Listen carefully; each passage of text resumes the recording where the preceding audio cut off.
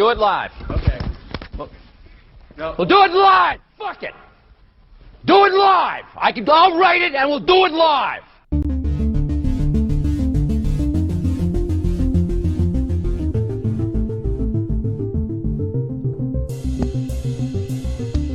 Hello, this is Dylan Moore and Nima Majur of iRead TV. We're coming to you the day before tax day. Nima and I were just discussing tax crap before we hit the record button, which is exciting for everybody, but somehow when we get into macroeconomics, I think we're able to make that exciting, Nima. Are you happy we can put that on our tombstones? Managed to make taxes exciting. Well, yeah, that's an accomplishment. Yeah. What's going on, Nima? What's on your mind? We got just for the specific date, it's April 17th. I always thought tax day was April 15th, but maybe that landed on a weekend, so it's delayed. It's delayed, yeah. So what's on Saturday? So what's on your mind, man? I got some stuff on my mind. I don't know. My mind is empty, I guess. Your mind is empty? I cleared it all out. I want to talk some philosophical, intellectual self-defense stuff. Because I had a conversation on another show the other day. It went for like 5 freaking hours. And part of what came up was being blackpilled, and at some point we brought up free will versus determinism, and the guy said, I'm a determinist. I believe being blackpilled is a form of cowardice, and more specifically, I believe that if you want to really destroy somebody and expel no effort at doing it, you simply convince them that they can't defend themselves. You convince them that they can't win. And then even more importantly, you get them to convince more people that they can't win, and then you could just sit back in your armchair and be like, I won, and I didn't even fucking do anything, right? And when it comes to determinism, to say that I'm a determinist, and I don't want... I no way want to get into, like, how do we scientifically prove free will? And I want nothing to do with that conversation. What I want to point out is if someone says they're deterministic or whatever, is without free will, without agency, there's no such thing as responsibility. Right? If a mountain has an avalanche and it kills somebody, we don't charge the mountain with murder because it's just stuff that happens. It's just physics, right? Whereas if a person chooses to kill somebody else, then we say, okay, you had the agency in doing this, so we're going to charge you with murder, for example.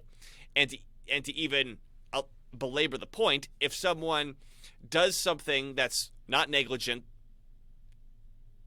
and that completely accidentally, if I walk out of my office and I open the door and I smack somebody and they fall over and die and I didn't know they were there, that's not murder. Right? I'm not responsible for that because I didn't choose to do it. It was totally an accident. So there's this element of responsibility, which is kind of the most important element. And when people are arguing for determinism, they're doing two things.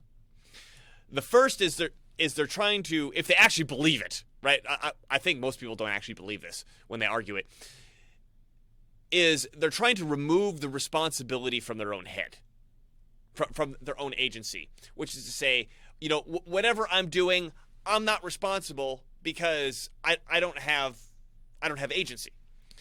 But furthermore, when they're trying to say you're not responsible because you don't have any agency because human beings are deterministic, they're trying to remove the responsibility from you,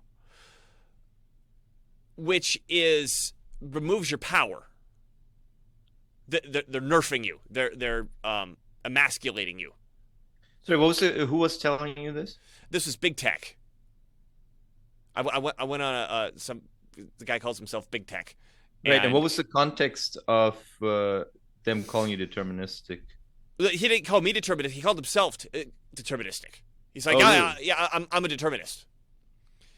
Because I was making fun of him, essentially, or criticizing him for being blackpilled. And there's this, maybe he considers himself alt-right, I don't know. But this glorifying of being blackpilled, glorifying of giving up. And I've gone on 2 shows now where they really try, separate guys really try to back up being blackpilled. And I mean, even the first guy was like, I could really understand the reason. There's reasons for being blackpilled. And it's like, what the fuck does that have to do with anything? Right? You've got a reason for giving up. Okay, you're still a loser and a coward. Right. Right? The point of accomplishment, the point of exercising your free will, the point of exercising your agency is you don't use that reason to give up. Right? I mean, there's always a reason not to do something. My favorite show's on tonight, so I can't go achieve my goal, life goal or whatever, right? My show's on tonight. So that's the reason. Oh, it's too hard. Oh, the enemy has too much control. And I even told him, I'm like, first of all, you're giving into your enemy. And just imagine we live in a medieval city and the Mongols are invading. And we need to get our shit together to defend ourselves. And you're inside the city gates going, oh my God, it's hopeless. We're all going to die. We should just give up right now. Right? You are an active threat to the city.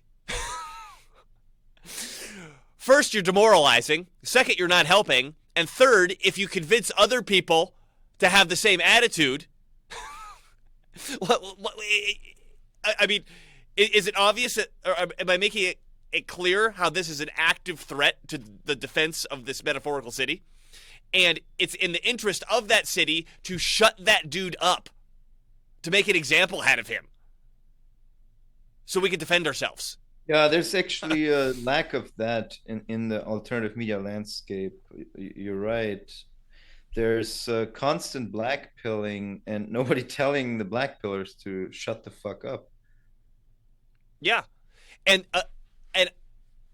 I guess we could bounce back and forth between blackpilling and determinism. But again, if someone is trying to convince you of determinism, I mean, first of all, it's just philosophically stupid. Anyone who's walked into any sort of real philosophy for 5 minutes knows this, is that if I say I'm a determinist and I'm trying to convince you of determinism, it's a self-defeating proposition. Well, right. It's right? Basically, so there's 2 possibilities. Determinism is true and it isn't true, right?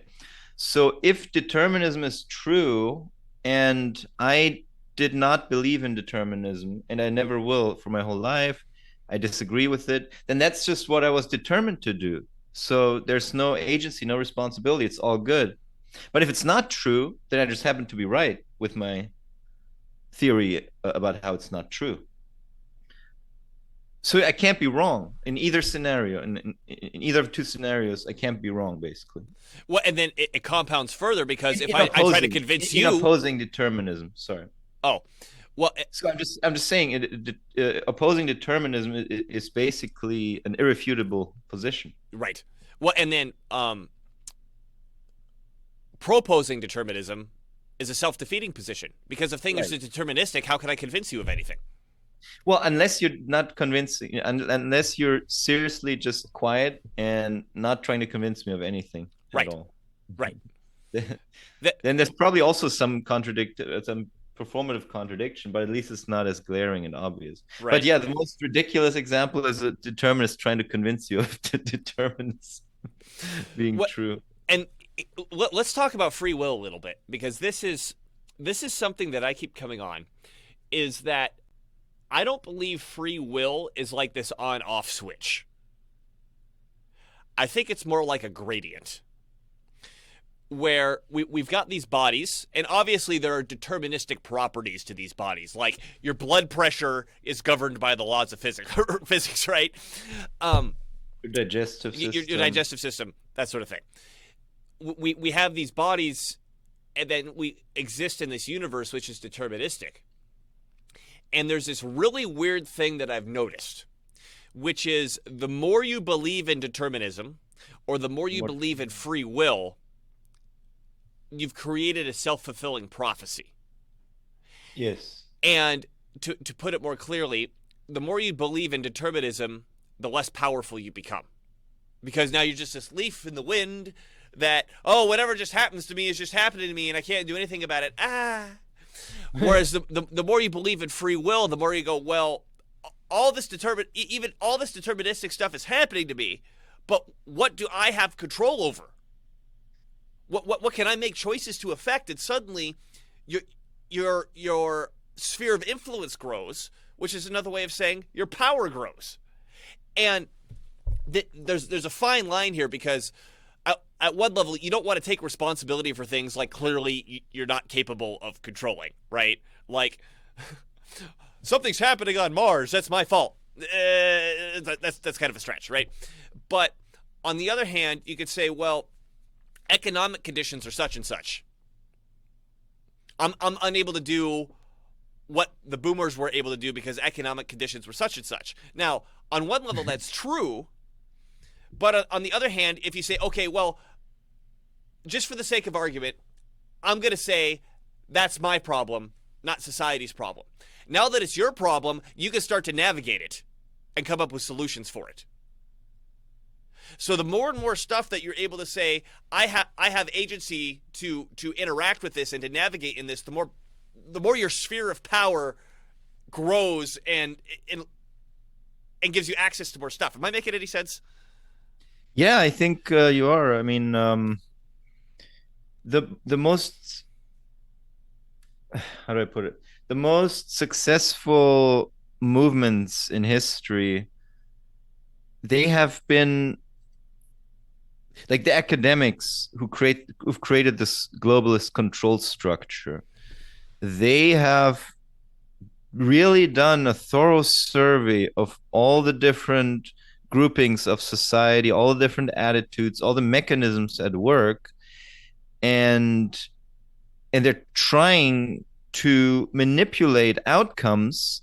But first of all, they're doing this giant survey of everything that is involved in manipulating outcomes. So they are totally recognizing that they have agency and that they have power, but it takes studious effort and taking responsibility for your findings and refining and trying and improving your theories in order to actually get to manipulating outcomes at the end of the day. And on the polar opposite of that attitude is the sort of MAGA nationalist who has who has an outline of the perfect society, and as long as things don't go right where he wants things to go to that perfect society, then it's all hopeless. It's all the liberal media has too much power, the globalists have too much power, and I can't affect any change. Well, yeah, because you're going into the whole thing with a very primitive. You've accepted the premise mindset that you're powerless. You've Yeah. accepted the deterministic aspect, and now you're Well, powerless. and you're Yes. being very lazy because, like I said, like we just started reading this book here by Charles Merriam. Doesn't work. Systematic Politics, and arguably he's one of the major influencers of this whole technocratic Well, he structure. came up with behavioral psychology. Yeah, behavioralism. He Yeah. created behavioralism. And he describes in his book, there's so many different groupings. Like actually a government in and of itself, he sees a government as a mediator between all kinds of different, sometimes antagonistic groups within society. So he doesn't see the government as some representation of the common will. He looks at it in a very cold, very calculating, very realistic manner. And he writes that, well, government is, first of all, it is managing all this chaos. Like you are above all of this chaos. I mean, he doesn't Chaos call and it quotes. chaos. Yeah. Okay.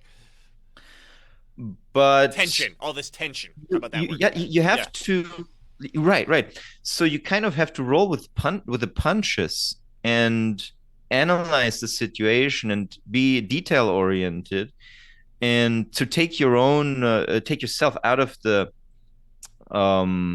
calculation, your own desires and wishes, and that's not easy to do. And there's something to be. That's even too weak. I was going to say there's something to be said. It's really important. Sorry to interrupt. But then also believe, like you just said, the more you make people believe in determinism, and I think that is, they become.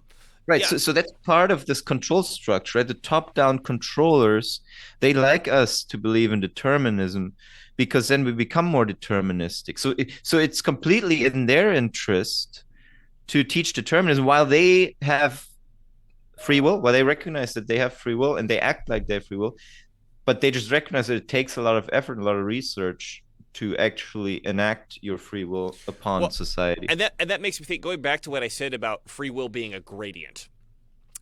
Yeah. I'm going to tangent and then come back to what you just said.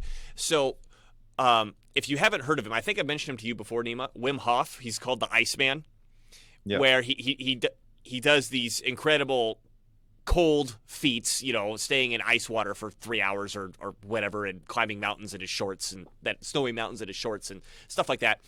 And he teaches people his technique. It has to do with breathing and a certain mindset and understanding at some level the what's going on in the body.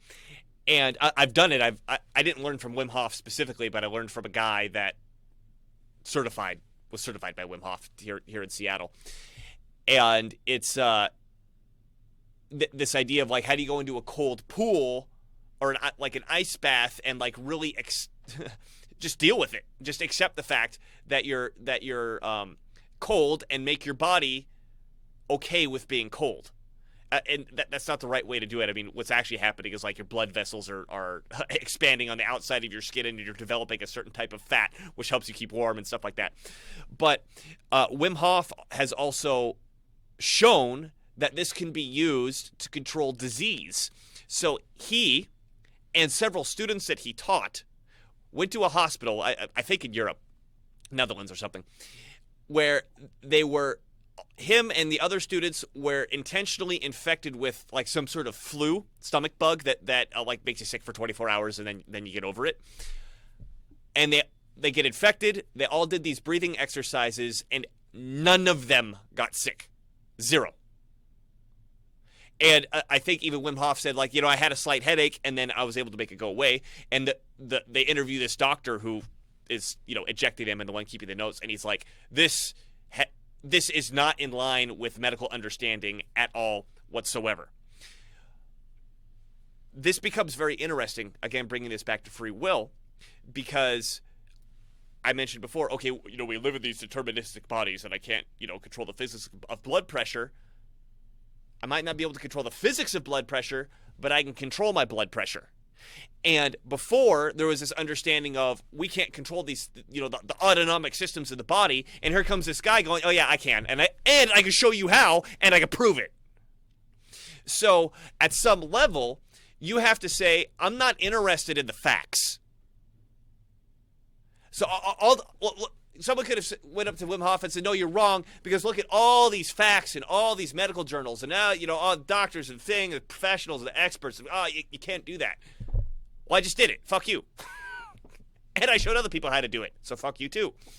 But also, it's not that you're not looking at all these facts. You're just like, well, there's a bunch of opinions, and I'm not interested. I have a different one. Yeah, I have a different one. So I'm not interested, and I'm just gonna go and attack it. I mean, I brought up the Mongols before. Let's say here's another Mongol example. So Genghis Khan, when he's a kid, like is abandoned by his tribe at one point with his mother to fend for themselves in like Mongolia, and he ends up becoming the greatest conqueror on the face of the planet. This kid, poor kid, probably making clothes out of like mouse skin stitched together because there's nothing else, is like, I'm gonna conquer motherfucking China, and he does. Right? Like, you think Genghis Khan let the facts get in the way? Like, oh no, you know, China's got this crazy army and the society that's bazillion years old and this, oh man, you can't do it. He was like, no, I'm just going to do it. Bam. So. I wonder if he had pronouns. Yeah, my pronouns are conquer and rape and pillage. I have a third one just because fuck you. I'm the great Khan and you can't tell me otherwise.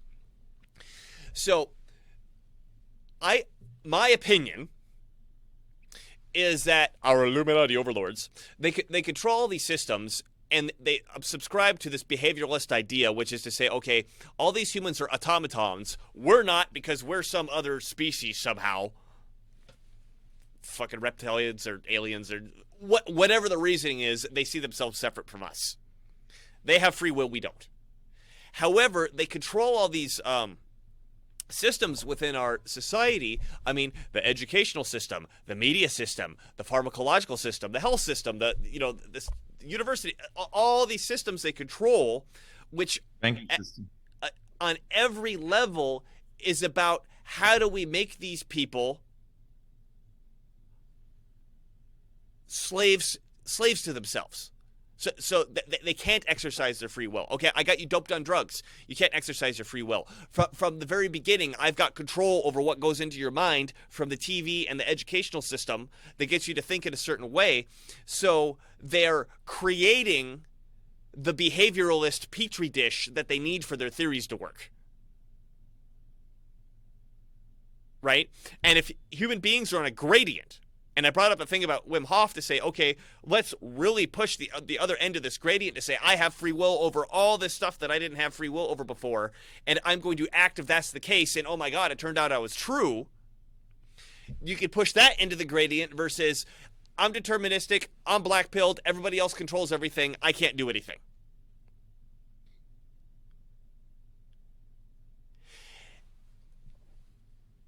And I think it's easy to see that, reiterating myself here, ourselves, the more you think you can, the more you could do. And if you think you can't, you're right. And as Henry Ford said, let me go back to what I extrapolate more what I said at the beginning. I believe blackpilling is a form of cowardice. You said the word lazy. Both. I think these people who are blackpilled are looking for a reason. That's what most of us do. There's a thing we want to do and we look for a reason to support it. What they want to do is they want to be lazy and they don't want to act. Well, it's the same thing. And so they look for a reason that supports that. And furthermore, they look for a reason for you to support it, because if you don't support it and you go on and you're able to accomplish whatever you want to accomplish, you're proving them wrong. And they don't want to be proved wrong.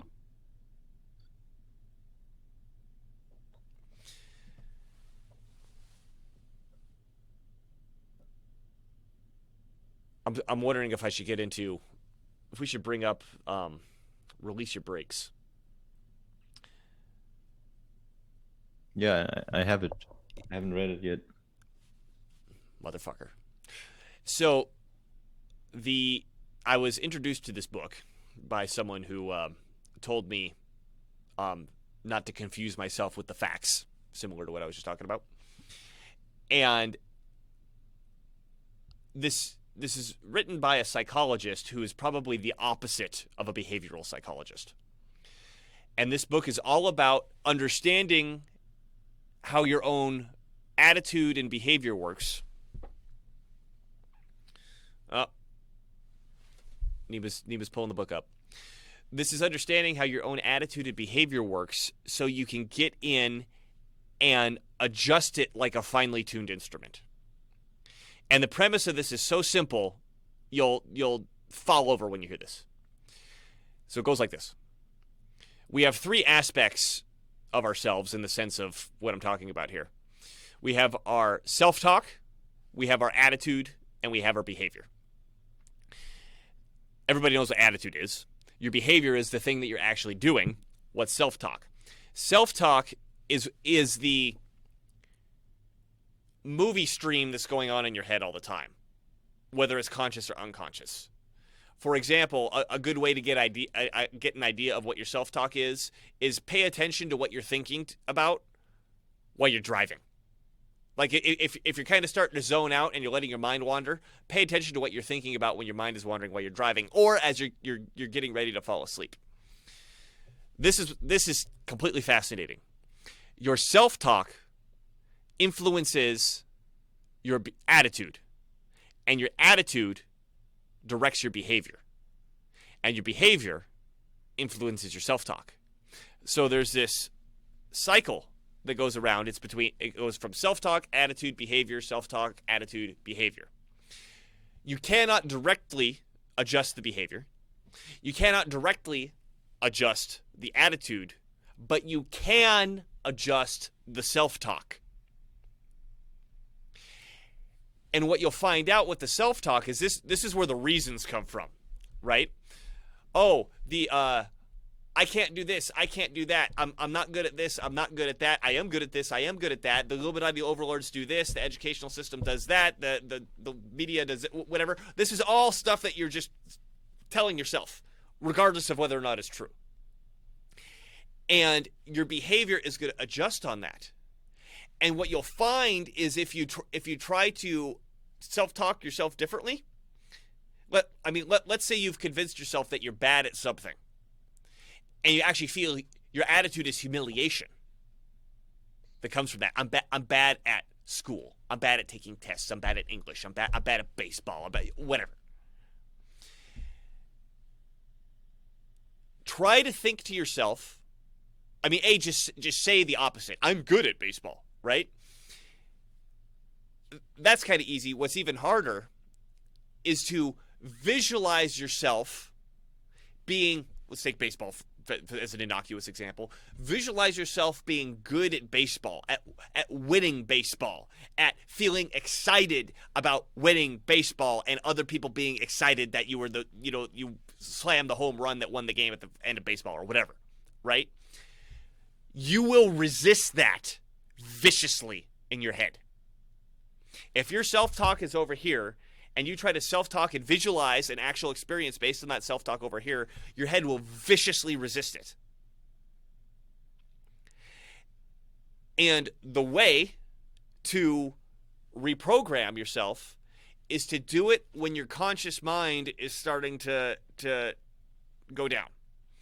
And the two best times to do this is right before you go to sleep and right before you wake up. Let me give a concrete example of how this just completely changed my ability to do something. So when I was putting my team together for the business acquisition stuff, one of the things I had to do was to convince an accounting firm and a law firm to wait to get paid when they work for me. So I'm going to acquire a business. I need you guys to do due diligence, and particularly for the lawyers to help set up the contracts and stuff. And I didn't tell them this. I'm not starting out with any money, so I want you to get paid out of the closing, when the bank moves all the money and stuff. And so even if that takes 6 months, I want you guys to wait to get paid. So I got to do this presentation to show that this guy's worth betting on. So I probably spoke to nearly 20 different accounting firms I presented to nearly 20 different accounting firms and nearly 20 different law firms. And I did the accounting firms first. And let me tell you, when you do a presentation to a large accounting firm for the first time, you feel like a fucking idiot.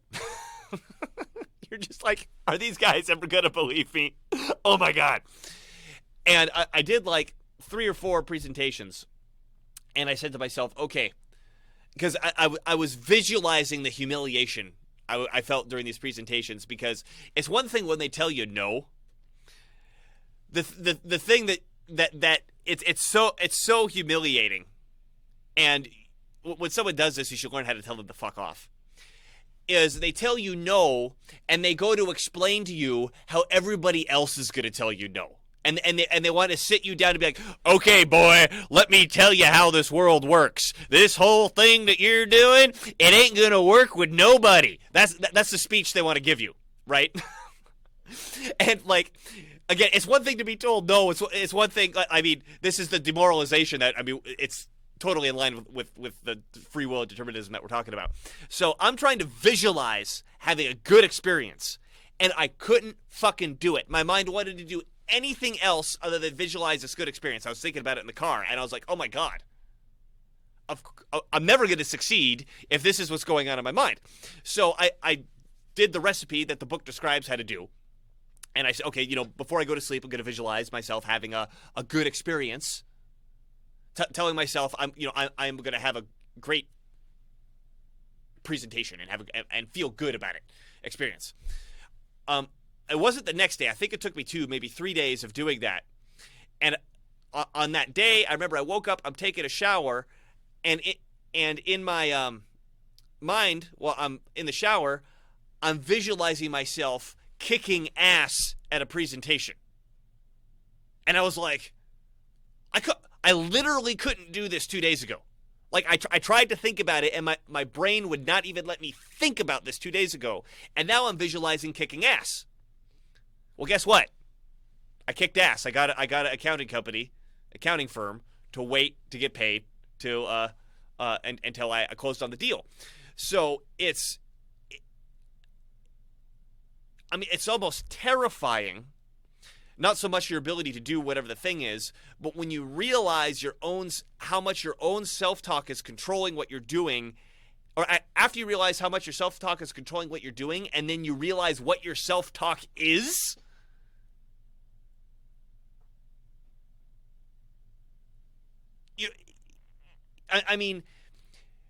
yourself might as well be a punching bag, and you're just like smashing the shit out of it all day. I mean, that's what it was like for me. And there were times where I'd get really upset, and I'd say, okay, let me analyze my own self-talk. And I would write down all the negative things that I was thinking. I'd have a list of 20 fucking negative things I was telling myself in that moment. And I'd be like, oh my God, no wonder why I can't do anything. I'm literally telling myself 20 negative things all at once right now. Mm-hmm. I mean, this is like the essence of mind control. If this is the dial that we have agency over, right? If I can go in and adjust my self-talk, like, okay, I want to do this thing, but right now I'm not able to do it because my behaviors don't conform to it, because my attitude doesn't conform to it, because my self-talk doesn't conform to it. Okay, I can't change the first two, but I can change the third thing. So I adjust the third thing, and boom, my attitude changes, which means my behavior changes. That is a fascinating understanding of free will. That you can just go in there and just dissect things the way that you want. And on the flip side, if we go back to what I was saying about, okay, our Illuminati overlords control all these systems, and they work to inject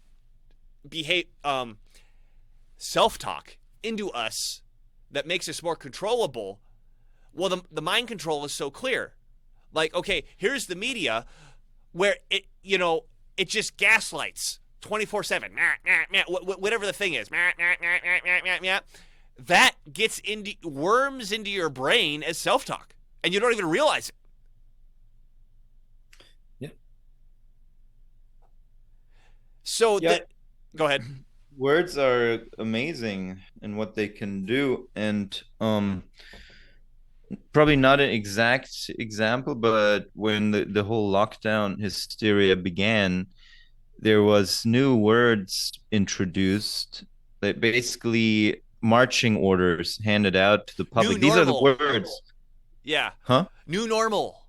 Misinformation. These are the words that you're going to be using now, and everyone else is using them, and so it's becoming a new thing. You have to use words like wear a mask, and the new normal, and the 7-day incidence rate of so-and-so, and the R naught, and blah, blah, all these words that are basically just word games. They're not things. They're not things that you can point at, right?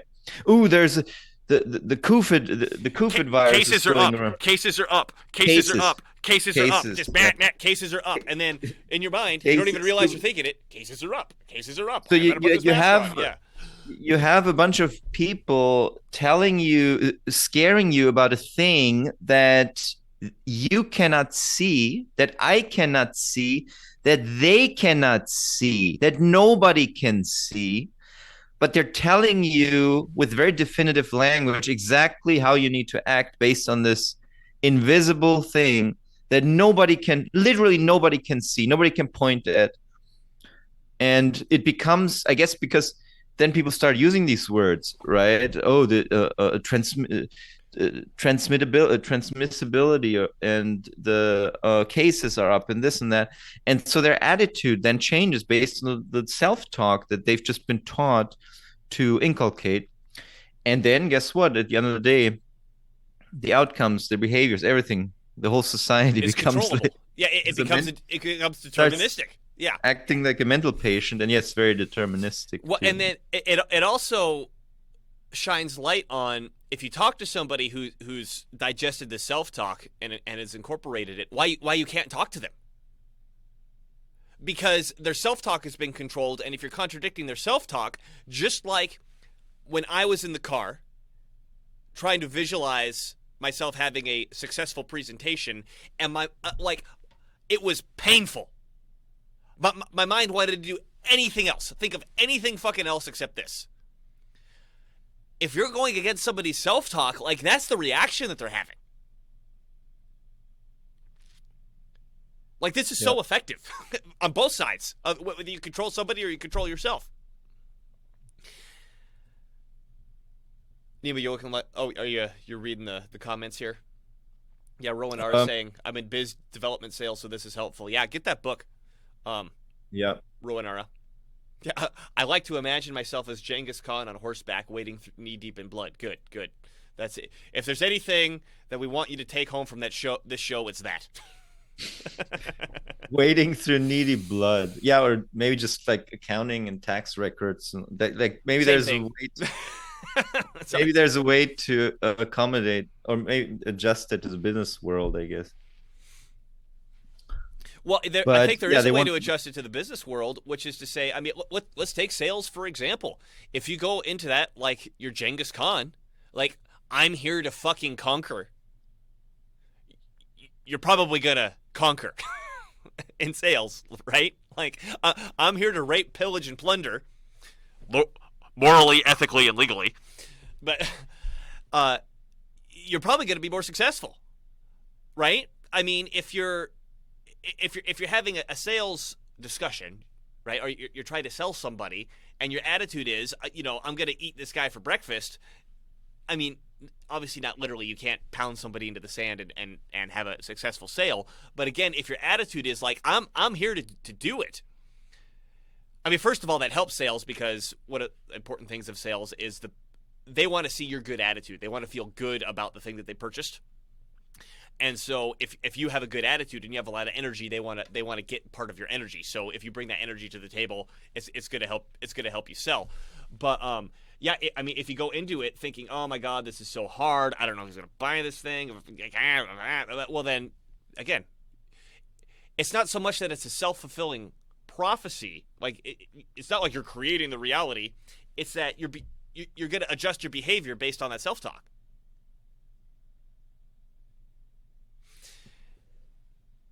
And I want to tangent this, because I wrote some notes about what I was thinking based on this last conversation I had with this big tech guy, and the previous one on the Lulz show. And I mean, these guys are like, they're openly racist. They're like, we want the ethno state. We want Christian nationalism. Fascism is great. That, this sort of thing. And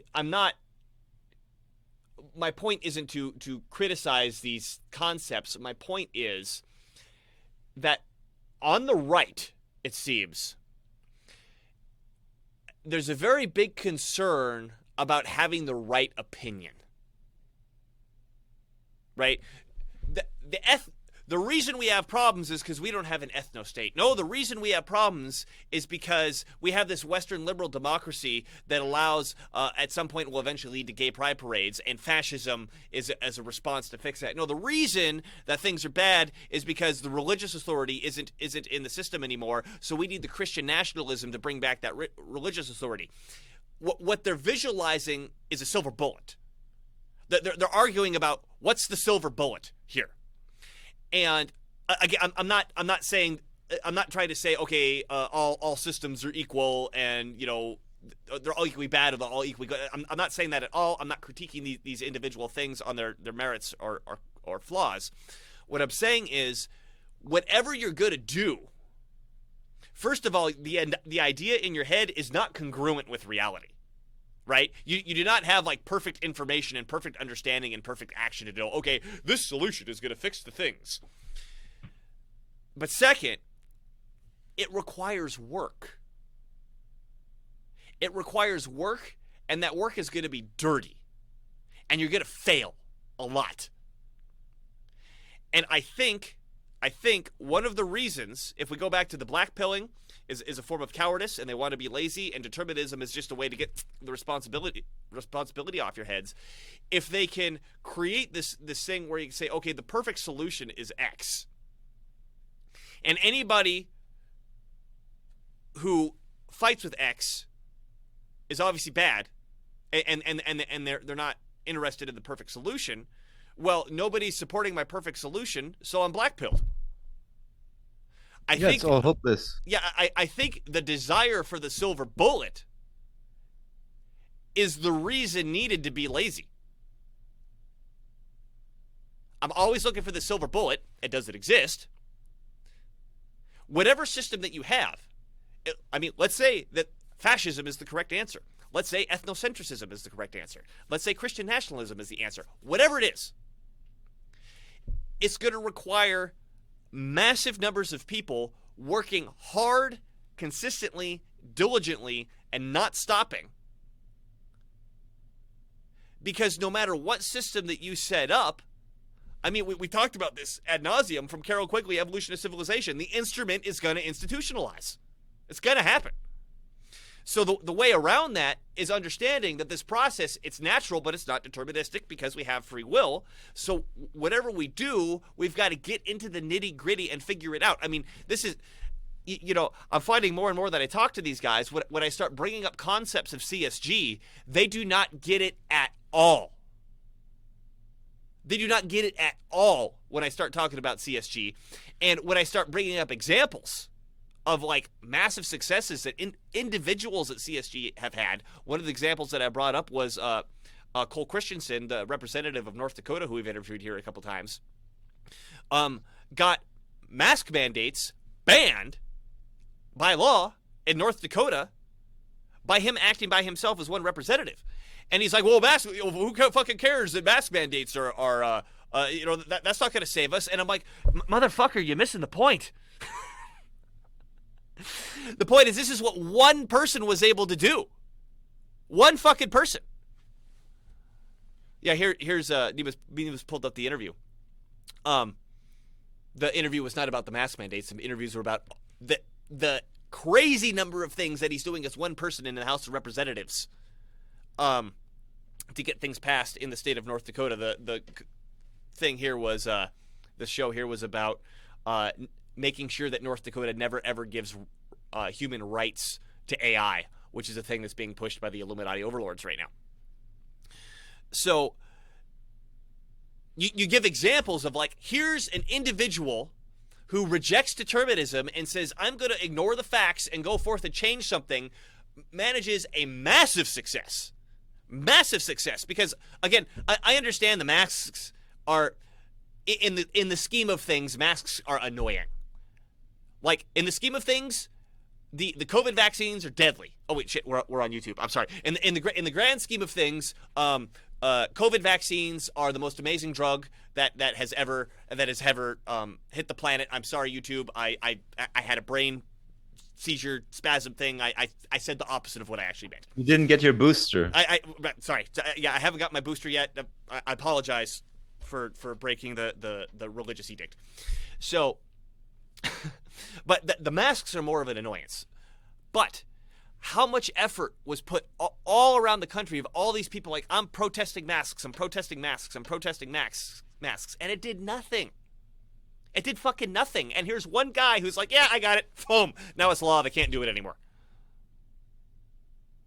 What a profound example of someone taking agency onto themselves. I'm sorry. I just realized my computer's not charging. And I don't want my whole computer to die in the middle of this. Nima, say something. Something.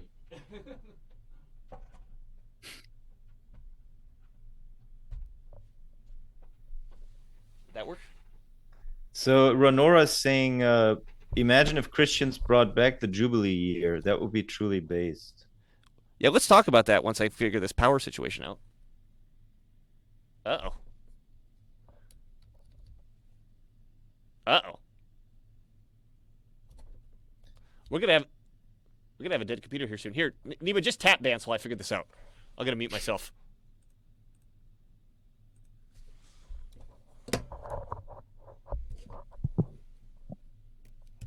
Well, I can't tap dance, so I have to disappoint the audience.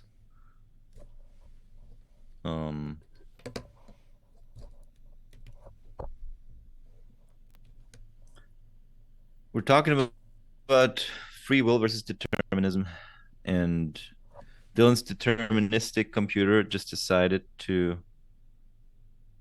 No, I guess he's back now. Got it. Yay. I got it. What the hell was I talking about? The Jubilee. Oh, yeah. Yes, I agree. Okay, so I guess we're going to move on to money. Although, I guess to tangentialize ourselves into that area, student debt, what a perfect example of enforcing determinism to make your behavioral psychology work. Right? Like, child is born, goes through school system from age fucking 3 or 5 or whatever, right? Is told his whole life, you need to go to college. You need to go to college. You need to go to college. This is your way to success. This is your way to happiness. This is the way to get what you want. You have to go to college. No one will love you ever if you don't go to college. Don't go. Yeah, but whatever. Turns 18. Goes to college. Goes to the financial aid, and the financial aid goes, we got it all taken care of. Just sign this little piece of paper right here. Your brain will not be fully formed for 7 years, and you have absolutely no experience with this, but just sign here. And they go all the way through college, learn nothing useful, and then suddenly they're in a situation of permanent debt slavery is not the right word, particularly in the sense of the conversation, because if you take on your agency and say, I'm going to overcome and get a hold of this, you can do it, right? But in the sense of the behavioralist thing, if we do this to enough people, now they're financially suppressed, and they've essentially turned into debt slaves. Right? They're not getting married, they're not buying houses, they're not not having kids, they're not starting businesses. Especially with the student loans, what's so vicious that you can't bankrupt out of them, which is really exactly the only other than alimony, I guess. The child support too. Child support. I think that's what I meant. No, both. They're two separate things. There's child support and alimony. You can't do it. America has abolished debtors' prisons because they're inhumane, except for students and alimony payers, I guess. So I was just talking about this with a couple of friends of mine about the student loan situation. And obviously people who are against the cancellation of student debt, they invoke the issue of moral hazard, right? Right. So what is it going to do to the future students if they just know that, oh, you go in debt and then you can cancel the debt when you can't pay it? Well, but that's not where moral agency is supposed to fall in a capitalist banking system, just to be clear. The moral agency of a lender is supposed to, the moral agency is supposed to fall on the lender. So the bank is supposed to have an incentive to make a good loan. That's really all that matters. Yes. That's all that matters in this whole context, because from that flows everything else. The bank makes the decision, and once the bank's made the decision, the money flows, the student's life changes. He will go to college at this or that college. He will pay for the following classes. He will buy these books and those books. So the bank directs decision-making for the future. And the bank is supposed to have an incentive to make a loan that the recipient of the loan can repay. Sorry, my voice is like... Nima's going through puberty over here. Yeah, all over again. Now, if you can't bankrupt out of these loans, if the federal government tells the bank, so we are going to, if push comes to shove, we're going to throw these people in prison so they can pay your debts at the end of the day. Your ability your ability to assess that student's future ability to make money has become much less relevant now. You've institutionalized the instrument has become Right. institutionalized, right? The So you just become original goal has become secondary. Yes. You just become a rubber stamp agency that makes these loans, and whether the loan is given out to a future petroleum engineer or a student of South Sudanese feminist dance studies is not really that important anymore, because the recipient will never be able to bankrupt out of the loan. So the loan will never become worthless to you as an aid. Like if they can't pay anything else, their rent, their this, their that, the government will make sure that they will pay that loan to you. So it's become much less important now to make a good loan, obviously. I mean, in fact, a good loan, there's no concept of a good loan anymore at this point. It's just a loan that you make, you earn interest on, and the federal government all but guarantees payments on the loans. So the moral agency has completely disappeared from the individual who's supposed to have the highest moral agency in the whole situation. So there's no need to lecture about moral agency in this whole conversation at all, because it's gone to begin with. But it does not have to fall on the student, right? The student is an idiot at that point. Right. They don't know what they're doing. And they're a brainwashed idiot. Like I said, if we want to talk about moral agency, what about the entire fucking system that brainwashed him for 18 years, whatever the hell it was, 15, 18 years, to say, you need this, you need this, you need this, you have to have this, you need this, you need this, you need this, you need this. Yeah. What else is he going to believe? Right. So, yeah, going back to a Jubilee, I mean, this Roanoa is not specifically referring to student debt, but I think student debt would be the low-hanging fruit of the Jubilee situation. I completely agree with a student debt Jubilee.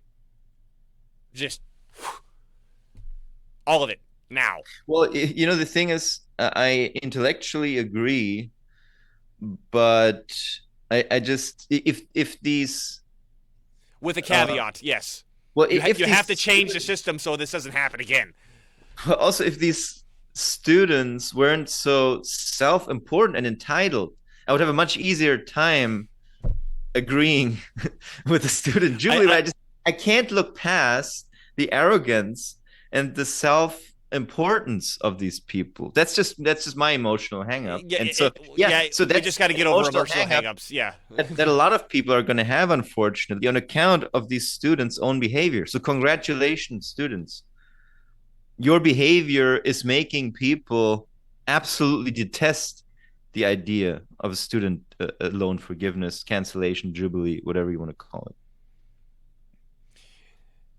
Well, and I mean, let's. Are we still going to talk about free will and determinism here, or are we just moving on to finance? Is that ever? Not can we ever separate these topics? Well, I mean, let's kind of extrapolate this Jubilee concept. Is one of the things that MMT understanding has really given me, and reading through Dr. E. Michael Jones' book on capitalism, or on the history of capitalism as a conflict between labor and usury. He's not an MMTer, but this has helped me understand this, is that when you've got a society that imposes a tax, that creates, there's a literal number that needs to get extracted from the population. And there's a literal number that the population has available to it based on the government spending. And if you're taxing more than the population is able to come up with in money,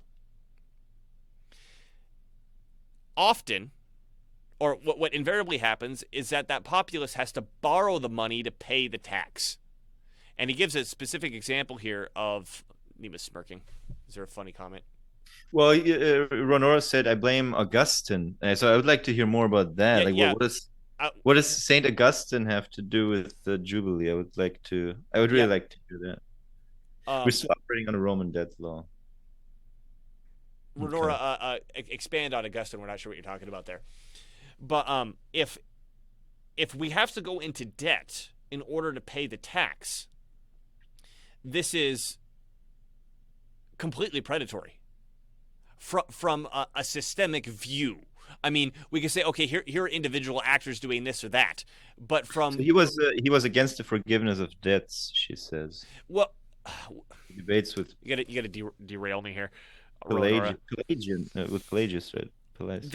There's certain debts that should and shouldn't be forgiven, right?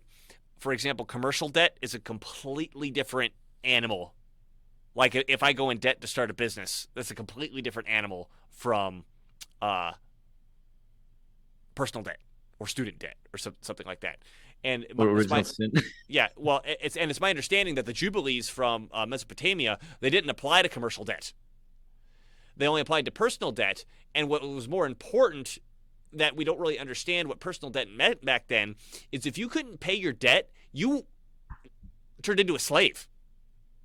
Well, they did apply to agrarian debts as well. So I believe those were commercial, because when there was a bad harvest, it was like bad weather or whatever. I think they would consider cancellation of that debt too under Mesopotamia. When I say commercial, I think business to business as opposed to like business to peasant. Mm-hmm. We'd have to open up David Graeber's book to remember that more accurately.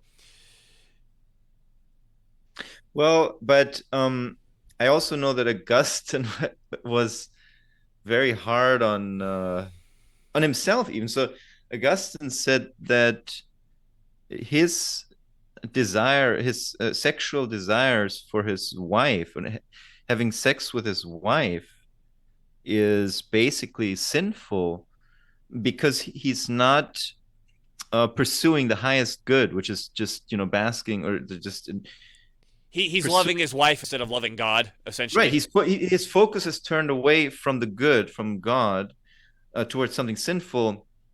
But at the same time, the arguments against it are that, according to Scripture, first of all, there's absolutely nothing sinful about having sex with your wife, and also you can will multiple goods at once. It's not binary. It's not like, oh, just because I'm doing this, I've absolutely turned my back on the glory of God or whatever. So that just on Augustine, yeah. Actually, I'm just interested because I got his book, The City of God. I started reading that book, so I was kind of interested in hearing about Augustine's view on that stuff. I want to wrap back around to what I was mentioning before, which is that the state has to provide enough money for people to pay the tax, or you are intentionally putting them into debt servitude. And one of the examples that Dr. E. Michael Jones gives is in the Medici era Florence, that the Medicis would tax too hard, and the common laborer couldn't afford to pay the tax without having to go to a pawnbroker, which were typically Jewish at the time, because technically usury was forbidden to the Christians. And the Jews would lend at like 43.33%. Astronomical number, right? I mean, if you do the math on 43.33%, it's just downward spiral imminently. And they would often use their tools that they use for their livelihood as collateral for the loan. So now, again, these are people who probably don't understand this, debt math, loan math very well. They say, I got to pay the tax. I go into debt with the local pawnbroker to get the money to pay the tax. I put up my tools as collateral. The math itself eats me alive. Now I'm completely destitute because I can't even get my tools back to do my trade to make a living. So there, in terms of jubilee, whether or not we have a jubilee for this or that debt is forgiven or whatever, I'm not addressing so much as the concept of recognizing that the state, the government, is responsible for providing enough tax tokens to pay the tax. And if it doesn't, we automatically go into slavery, debt slavery, which in the modern form actually turns into austerity because as we've discussed multiple times on the show, particularly for the United States, there have been 7 crashes, not including the COVID fiasco. There have been 7 crashes, economic crashes in United States history, and every single one of them was preceded by either an attempt or a success at balancing the national budget or reducing the deficit and running a surplus. Even more so, yeah. I mean, not just balancing, but in most cases, outright running a surplus. Yeah. Running a surplus, right? Which the government running a surplus means the private sector runs a deficit. So once the private sector runs the deficit, now remember, we have 2 forms of money creation. We have the government creates it directly, or the banking system creates it. However, when the banking system creates it, under balanced trade, yeah. When the banking system creates it, that has to get paid back, and it has to get paid back in interest. And the only way to keep that system going is to continually take more loans at interest in order to pay it back. And at some point, the whole thing comes crashing down. Now, this is some people argue that this is the way the entire system is set up from A to Z. We argue that it's from B to Z, because A is the government, and the government can supply the private sector net savings, which can supply enough for people to do this. And maybe that's a good system, maybe it's not. But the system is designed where it can work if the right buttons are pushed at the federal government level, right? Yeah, Mosler's law, there's no fiscal adjustment. Sorry, what's Mosler's law? There's no financial crisis that cannot be solved via fiscal adjustment from the federal government. Right. So yeah, I think Jubilee, whatever the modern form of that might look like, is really important, because throughout history, and I mean, you brought up the agrarian situation of the peasants in Mesopotamia and the weather. So I'm going to connect this with late 1800s America. You pointed out that the Jubilee was often required in ancient Mesopotamia because all these peasants would take loans to grow their crops. They get a year of bad weather, bam, they can't pay the load back, and then massive swaths of the population would get enslaved to the point where it was a regular problem for these Mesopotamian kings, which is why they had to have these jubilees.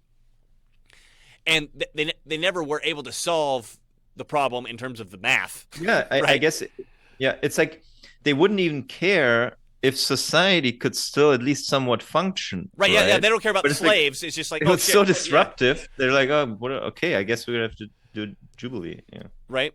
I'm going to fast forward. Dr. E. Michael Jones talks about this in his book in the chapter called The Crime of 73. This is 1873, where I believe a gold standard was passed again that lasted until 1933, if I remember correctly. Which, by the way, was one of those budget balancing exercises that caused a depression, if I remember correctly. Yes, I did look that up. So he was, in this chapter, he was actually focused on the agrarian impact, because he pointed out that in order for agriculture to be effective in a money economy, you need the supply of credit or money needs to expand and contract with the way that the farmers need it. Because at the beginning of the season, you need to expand the credit so they can buy the seed, because they're not going to cash out until the end of summer or fall.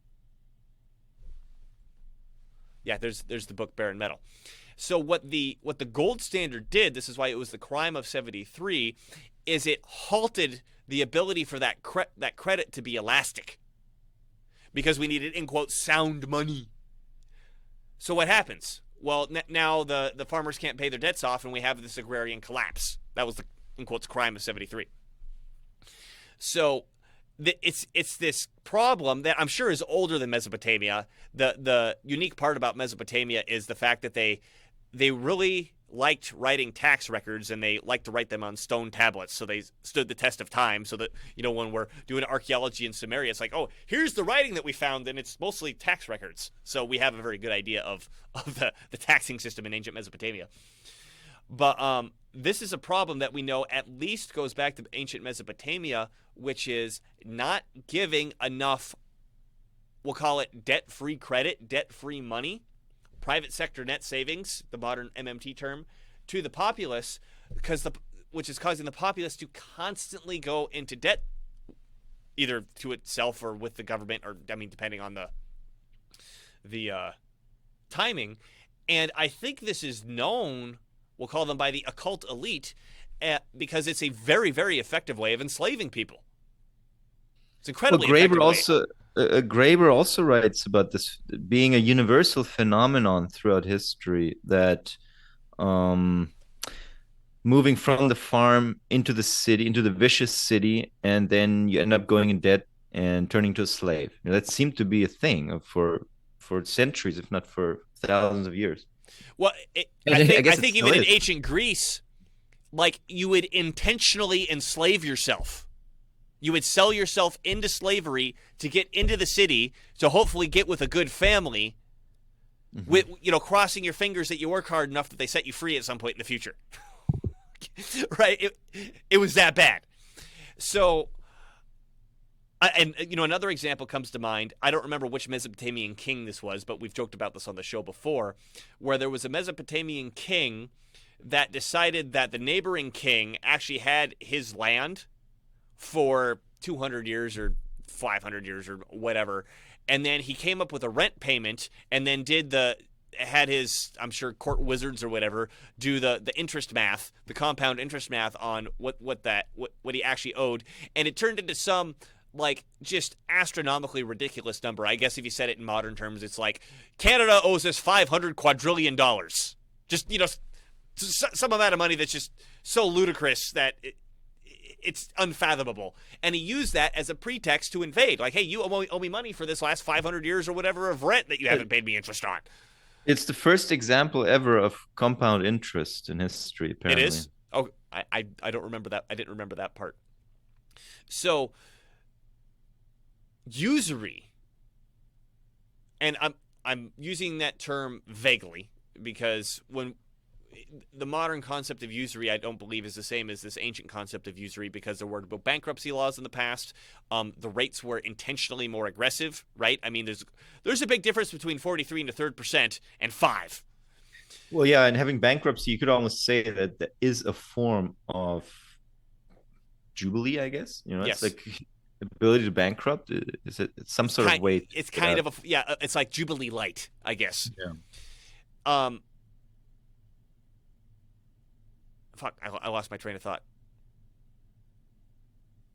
Yeah, yes, okay. Talking about that usury, the elite understand that this is a way of getting slaves. This is totally a way of getting slaves. And if we misunderstand the money system, I mean, go back to this free will versus determinism thing. If we have an incorrect understanding of the monetary system, of the fiscal system, or of how debt works, we'll never get ourselves out from underneath it. We'll always be a slave to whoever knows how to push that button the right way. And I actually want to use that as a tangent to the next thing, unless you got some more comment. Well, the irony is that a lot of politicians, and a lot of them on the right, they embrace those shackles of austerity oftentimes, right? So without even noticing, they perpetuate the debt slavery system. What I want to tangentialize is I want to stick on debt slavery, but I want to differentiate. So let's bring the free will and determinism back into the conversation again. I want to differentiate between, okay, here's the system, and here's how it's bad, and here's how it's good, and all that stuff. Here's you. How are you acting within that system? And I'm even going to tie this back into the educational system, right? So when I was 17, I got my first car payment. And I remember it was like the most horrendous feeling that I ever had. So I wasn't able to buy the car because I couldn't do it because I was 17. My mom bought the car, and I was making the payments on the car. And my first thought was, why would I ever intentionally do this? And this also happened to be the year when I was 17. I was in my math class where we were learning about interest rates. And I'm a math guy. Math was my favorite class. I was all about math. And I remember getting my car payment. It was $150 a month. And I think my interest rate was 9% at the 6, 9, somewhere in that range. And my car, so I get my car payment. It said, $150, $50 is interest, and $100 is principal. And I remember looking at that going, how the fuck is that 9%?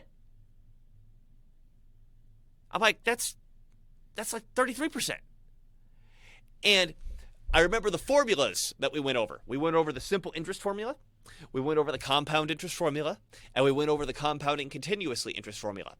And with those 3 formulas, I could not make sense of that car payment. Could not make sense of it at all. And it wasn't until I started taking some financial literacy classes fucking 10 years later that I realized that there was a formula I was never taught. And that it's probably more important. The simple interest formula is pretty important, but the compounding formula and the compounding continuously formula, I mean, unless you're like investing in stocks and stuff, you could probably go your whole life without even using those. And even then, you just use the rule of 72 and you say, okay, close enough. That's the amortized interest formula. The amortized interest formula is the one that you need to know. Have you heard of this before? Anybody listening to this? The amortized interest formula. This breaks down how the payments are going to look. So this is how Go ahead. If you a mortgage is based on that as well, isn't it? And any term loan uses an amortization formula. So any loan where there's an equal payment until the final payment. Correct. Like with a mortgage, for example, I could pay down the mortgage principal by more than the minimum rate, and it wouldn't change the monthly payment, apparently. Correct. But it would change significantly the amount of interest that you pay. So this is it would change the constellation of the payment, like which is how much principal, how much interest. I'm loading up. Where'd it go? I want to get into this in detail. Let me make sure that the screen is showing what I want it to show.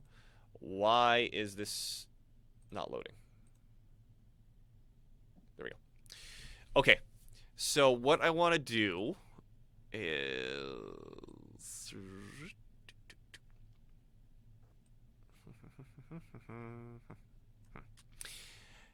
This... Is everybody seeing what I wanted to see? No. Do you see anything, Nima? Yeah, I see it. Okay, for some reason...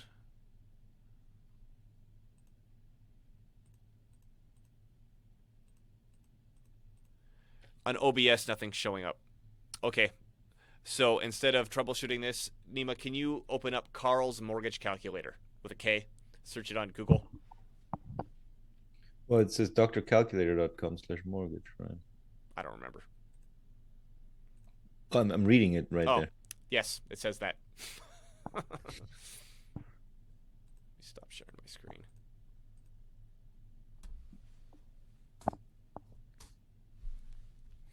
Okay, let's stick with 100,000 because that makes it gives us some easy numbers to work with. So I'm bringing this up because I want to show. Okay, here's the evil of the system versus you shooting yourself in the dick with it. I had never, in my math class learning about interest rates, I had never seen this before. This is an amortization graph. So Nima's got all these parameters set up here. We've got a $100,000 loan at 5% interest for 30 years. And it spits out this graph. There's numbers here on the side that says, okay, you got a principal of $100,000, interest at 5%. It spits out a payment of $536 a month. And that if you pay this throughout the life of the loan over 30 years, you will end up paying $93,000 in interest on that $100,000 loan. First and foremost, did you know that? Like, for most mortgages, when you stretch this out to 30 years, the interest grows a lot, even if the interest rate is pretty low. So if you look at this graph that Nima's got pulled up here, this is called an amortization graph. The red represents interest, the blue represents principal. And people, I guess, kind of intuitively know this. When you get a loan, the interest is loaded up to the front. But what people don't know is the extent to which that is the case. This is why I couldn't make sense of my car payment. Why I'm like, okay, it's 9%. Why is my payment have 33% interest. If you click on monthly, can you click on monthly, Nima? It's top right above property. So this is how the payments break down at the beginning. So if there's this $536 payment, $416 of that $536 payment goes to interest for the first payment. And it slowly, and $120 goes to principal, and you can see it slowly goes where 50 cents a month moves from interest to principal on the payment. So in terms of the literal money coming out of your pocket, roughly 80% of it is going to interest, and 20% of it is going to principal, even though it's a 5% interest rate. This is fucked up. Now, this is the, in quotes, oppression of the system that we have to work with. Now, here's the oppression of yourself. Because most people, first and foremost, are concerned about the payment, right? I want to buy a house. My income allows me to afford $536 a month. Can I get the house for $536? Done. That's most people's number one concern. Second concern is they want a good interest rate. But this is what's interesting, is that if we go, let's say, 4 years into this loan, Nima, can you click and drag that yellow dot and move it to 2027?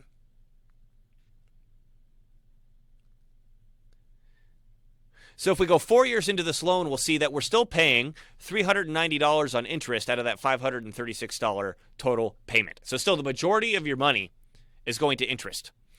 People will often refinance at this point because they said, I had a 5% interest rate when I bought this house, and if I could refi, I can get 4.3, and that's going to drop my payment by fucking $30 or whatever it is. Therefore, I'm saving money. But when actuality, what you did is you just started that clock over. And because you started that clock over, regardless of whatever your interest rate is, because you have this 30-year loan and the interest is ballooned up like it has, now, of that, whatever that payment is you're making, 80% of it is going to interest, roughly speaking, and 20% of it is going to principal. And so while you're getting your house and you're refinancing all your life, thinking you got a better interest rate, and you're like, oh yeah, wrap up your credit cards, because your credit cards, they're at like 18% interest or whatever, and you can wrap it up and only pay 4% interest. That's all fucking smoke and mirrors.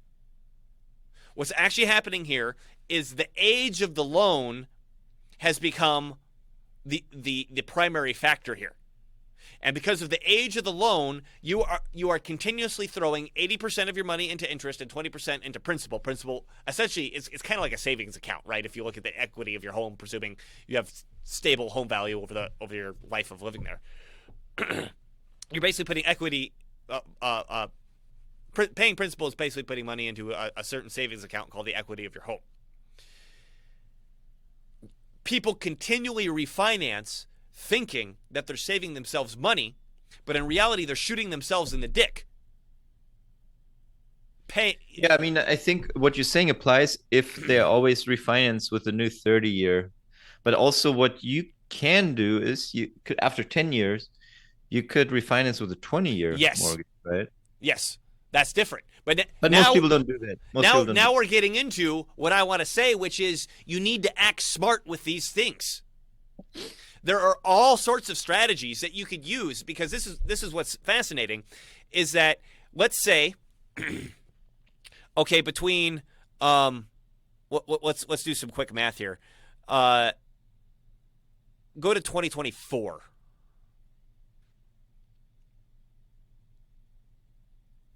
So there's about if we're paying about let's say $25 a month in principal. Let me get a calculator out here. $125 a month times 12 means roughly $1,500 gets paid to principal over the course of this year. And if I've got 408 times 12, about $5,000 goes to interest. So again, this is the second year into the loan. You're paying $536 a month. Out of the whole year, $1,500 goes to principal, $5,000 goes to interest. This is what's fascinating. Let's say you had an extra $1,500 lying around. and you say, you know what, I'm going to take this $1,500 and I'm going to slap it on the principal. Make sure you say, like when you walk into the bank and do this, you say, I want this to go to the principal. This does not go to the interest. I want to pay this on principal. You pay that on principal. That $1,500 that you just paid skips $5,000 in interest. Now your payment hasn't changed, right? Like Nima just pointed out, I just paid a bunch of money on principal and the payment hasn't changed. That's true. The payment doesn't change. But the amount of money that you skipped over the life of the loan is massive, particularly the earlier you do it in the loan. And I've played with the math on this. Like, let's say, for example, we've got this $100,000 loan, and we've got $10,000 to put toward that loan. In terms of how much saving money in the long term on interest, is it better to put a $10,000 down payment on the loan, or to get a $100,000 loan and then immediately put $10,000 on the interest? I'll let you do the math later, Nima. But when I did the math, well, you've taken me through that math. yeah, you save way more money not making the down payment and then putting the money on the principal after the loan has been generated. Now, keep in mind, there's an important trade-off here, which is you are going to have a higher payment. But this is going back to how do we use these things effectively. If you're buying a house and you're pushing the payment to the most extreme of your income, where if you're like, okay, if this payment is $10 more a month, I can't handle it, you're putting yourself in a precarious position where you couldn't handle something like this. But if you decide, hey, I'm going to go a little bit cheaper, I'm going to take this extra money and I'm going to stick it on the principal, you're skipping vast amounts of interest. And I'm not going to go here. I'm not going to get into the different techniques. There's different financial techniques. Some are very advanced where you can literally skip hundreds of thousands of dollars. Well, not in this example because there's only $93,000 of interest. But if this was a $300,000 loan and there was $300,000 of interest, by manipulating different debt products against each other, you can literally eliminate hundreds of thousands of dollars in interest, not making any more money than you're making right now. It's simply just utilizing it in a different fashion. Right? So, again, I'm going to... Can you stop sharing screen? I'm going to put us back on the front. If we've got the oppression of the system, then we've got oppression of self. Now, this blows my mind. So when I first learned this, I was just like in awe. Particularly when I learned a really advanced technique of how to skip massive amounts of this interest. I was in absolute awe of like, this changes everything that I know about money. And I went to try to tell other people. And they were not interested at all. Not everybody. I'd say 97% of people wanted nothing to do with it. And for me, it's like, it's a math problem. Like, here's the math. It's right fucking here. Like, this isn't a theory. Here's the goddamn math. And they want nothing to do with it. And that was, I mean, this goes back to self-talk, right? What self-talk are you having that I need to accept this position of debt servitude? And I'm calling it debt servitude because you are intentionally choosing a worse debt situation when you've got another one freely available to you right there, and you're like, nah, I'm not going to do that. So you're intentionally choosing this debt servitude. Why? I don't understand why people don't fix it once they learn how to make it better. And I mean, you want to talk about me blackpilling myself? It's like maybe we deserve to be treated like deterministic ants. Yeah. If we can't save ourselves. It is a thought that I've had on occasion too. Maybe we are designed for oligarchy, basically. But you know, I wonder. Again, this goes back to like what we talked about. If someone listens to the news and their self-talk changes and it's like mask, and you try to talk to them about mask and they want nothing to do with it because their self-talk has changed. I think this is something similar because their whole lives they've been told this is the way that you're supposed to do things. And I also wonder, like particularly someone, let's say they've been paying a mortgage their whole life, if I come to them and say, hey, here's a better way to do it, that just proves that what they did their whole life was stupid. Yeah, you didn't need to do that. You've wasted a bunch of money. That's like terrible news. So it's better news to Just keep wasting the money. keep wasting the money and tell yourself you're not doing that. And that's something I found too. It's like I've overestimated people's desires to be successful Yes. and be financially successful and Successful be in this and that anything. successful, Yeah. successful at anything versus their desire to have social approval. I think there's almost nothing stronger than the urge of avoiding social disapproval in the world, not even death. Um, or Yeah. Well, not even I mean, actual success. I've heard Stefan Molyneux put it this way: social disapproval isn't just death; it's gene death. Because, go back 10,000 years, tribally we're organized where if you get socially ostracized, you don't get to reproduce. Yeah, it's still in our genes, like in our attitude, like that. Yeah. But what's But funny? the thing is, like, what's the irony is that today people are absolutely endorsing gene death just to remain socially acceptable. acceptable. So, So, but yeah, absolutely. let's bring this back around to the Blackpillers. So I just gave a concrete example with math of how there's a difference between the evils of the system and the evils of we'll call it self-deprecation. You hurting yourself, maybe intentionally might not be the right word. No, I think it's the right word, because if I offer you knowledge and you reject it, then you're intentionally hurting yourself. Well, like if I say, here's medicine to fix yourself, and you're like, no, fuck you. Yeah, you are intentionally hurting yourself. Is that I want to be blackpilled because that is my excuse for being lazy.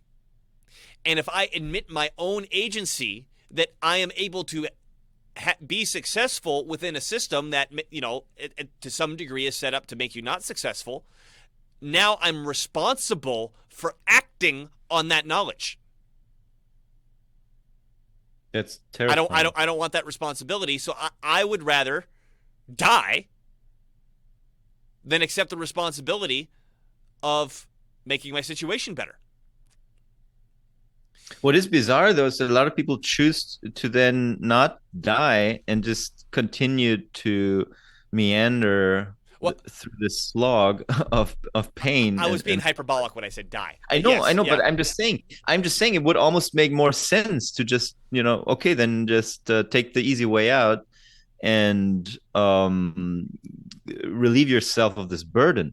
But they don't. They go through this, like, this struggle in life, and they continue on, like, until their dying days. Let's relate this to good and evil.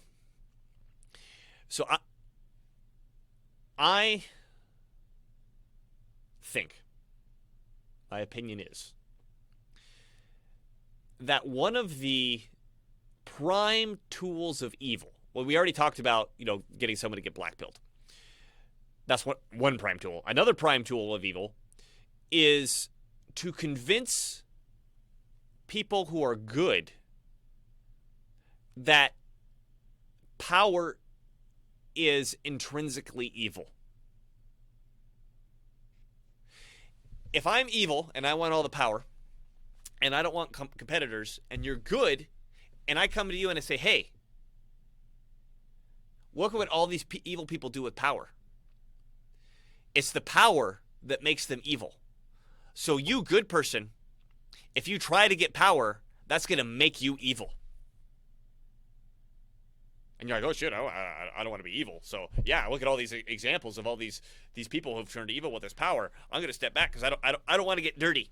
I don't want to get my toes dirty in the mud by acquiring power, because that'll taint me and turn me evil. Well, I just destroyed my competition.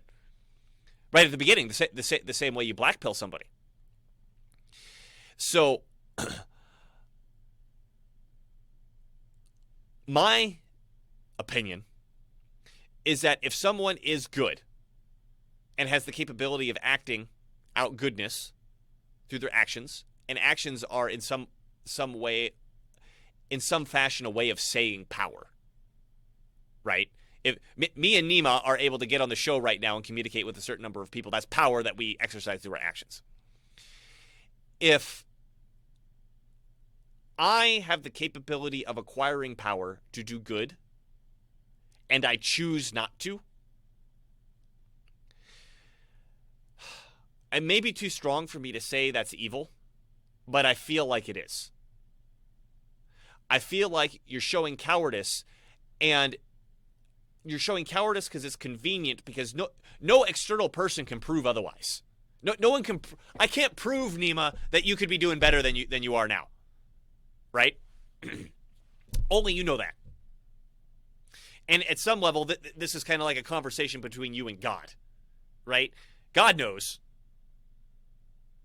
And I mean, there's this thing, when you die and go to heaven, what are you going to tell St. Peter when you're at the gate, right?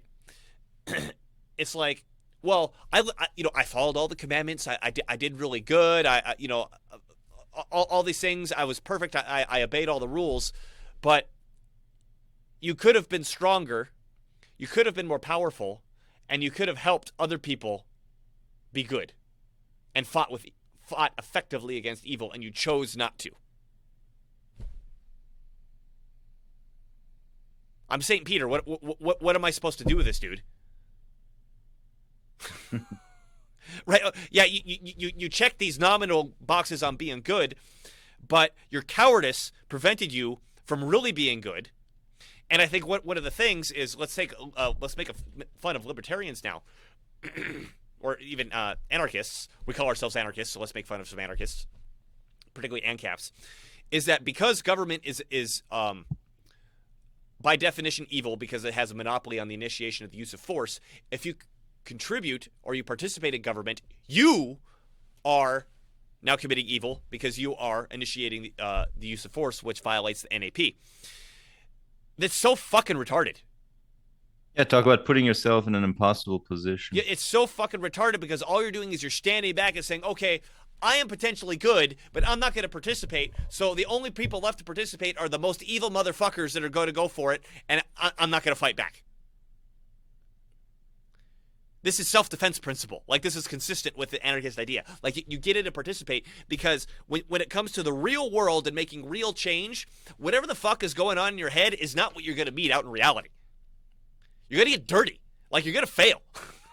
Like, I went for it to do good and I fucked up and something bad happened. Yes, that's going to happen. You'll can't never get a clean slate, basically. Right? I mean, you have to have the courage to go forward saying, I intend to do good, but I understand I might make a mistake, and that mistake might be bad.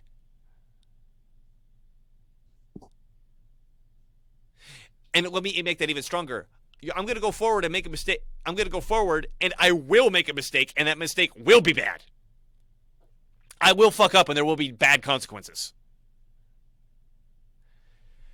When you realize that is, it's not a obstacle, like it's just something you gotta deal with to get to your goal. That is the stair. That is the literal stepping stone that you step on to get to the next thing, because that's what you learn from. So you have to have the guts. You have to have the courage to go forward and do that.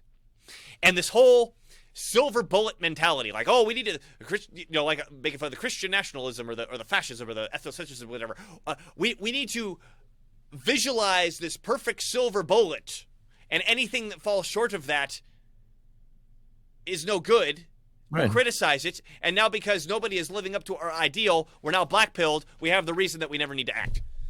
It's cowardice, and my argument is that is a form of evil, because you are intentionally stepping back, reducing your power, so you are unable to resist the things that are evil when you could have stepped forward and got that power and been able to resist.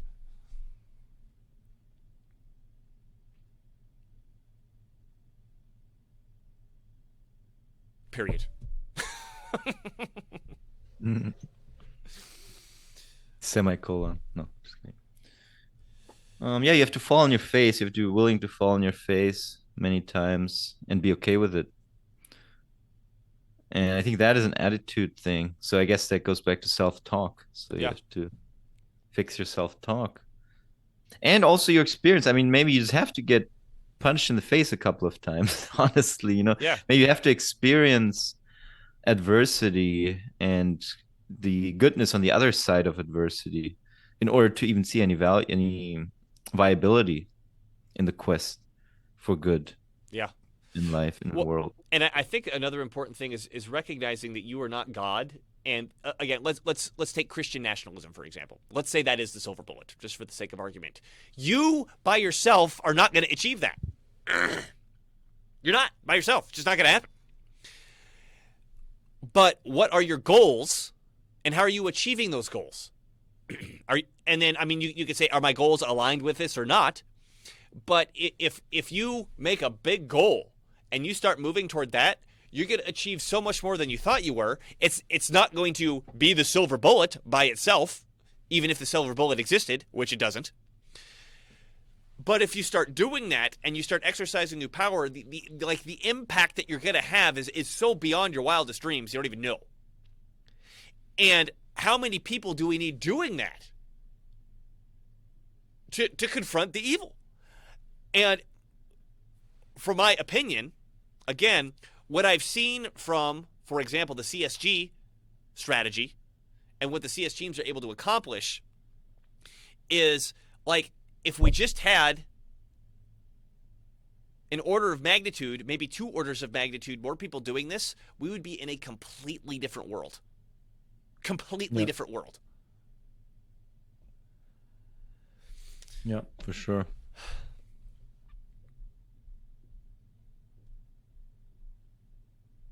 We're running a while, Nima. I do have something on my mind that correlates to this, but keep going. Yeah, or well, I think this is a good stopping spot. Enough content for one show. Yeah. I wanted to talk about goals, but we'll leave that for another conversation. So yeah, moral of our story here. We're not just saying don't be blackpilled. We're saying if you're blackpilled, I think you're a loser and a coward, and you're an enemy to all the people who want to help fix our situation. Loser. No, just kidding. Yeah, no, not just kidding. You are a fucking loser. If you're blackpilled. If you are blackpilled and you're really convinced that that's what you need to do, shut the fuck up and go be blackpilled on your own somewhere else. If you're a determinist, if you try to come by me spouting determinism, I view you as my enemy. You are someone who's trying to take power away from me because, as we explained, by accepting determinism, I just become this leaf in the wind. Oh, and I don't have control over everything. Versus when I say I have agency, suddenly I'm able to attract more power, right? Someone selling you determinism is trying to make you weak. Remember that. It's an attack on you. So deal with it like someone who's attacking you. And also, they're contradicting themselves when they try to sell you on an idea. Right. As determinists. That's just one of the ways to punch him back in the nose. Oh, yeah? And the book, if you read it and if you do what the book says, like there's 2 steps here. You got to read the book and do what the book says. Release your brakes. It'll change your fucking life. It will change your fucking life. Oh, Nima's pulling it up again. There it is. James Newman. This is the opposite of Charles Merriam. This is the opposite of behavioral psychology. He's a psychologist that says, here's how you exercise the agency within yourself. He gives you practical, like, do this specifically. He gives you the exact steps of what you need to do. And it's simple to understand. He goes, I broke down the concept, the self-talk, the attitude, and the behavior, but he goes into more about how to really get in there with like a surgical knife and start changing things within your own personality. I'm dead fucking serious. It works. So get that book, read it, do what it says, and you may find that if you ignore the Blackpillers, if you ignore the determinists, that suddenly you are achieving much more than you thought you ever could achieve. And if more of us start achieving much more than we thought we ever could achieve, maybe the world might start looking a little bit different. Amen. Might not be a silver bullet, but I bet it'll look a little bit more different in a positive direction. Cool. Well, this has been Dylan Moore and Nima Majur of Irita TV. Go forth and have free will, and check us out. Use that free will to head over to irita.tv. Check us out there. Please follow us and interact with us on the media of your choice. We have all different media. We don't ask you for a goddamn dime on this show. So please help us out by getting our word out. Thanks for watching, and we'll see you next time.